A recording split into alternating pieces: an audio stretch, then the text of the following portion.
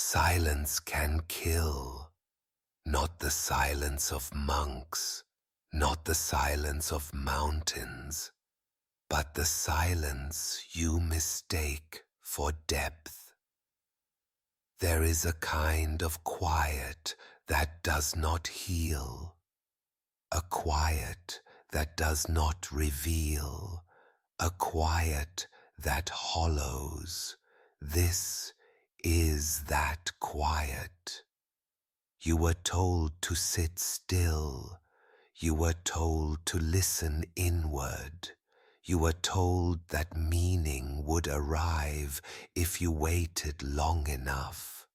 So you waited, and nothing came. No voice, no fire, no revelation, only echo. This is where most rituals fail. This is where seekers suffocate, because silence without confrontation becomes anesthesia, and anesthesia feels like peace until it stops the heart. You call it meditation, you call it faith, you call it surrender. But listen closely. If silence were sacred, you would feel sharpened. If silence were true, it would burn. If silence were alive, it would answer back.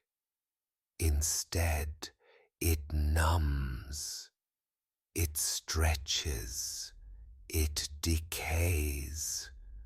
This is spiritual suffocation, not the loss of belief, but the slow erosion of presence.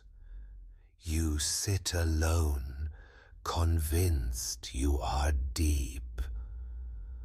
But depth without friction becomes a void, and voids do not speak. They consume. The divine does not dwell in emptiness. It dwells in tension, in struggle, in terror faced consciously.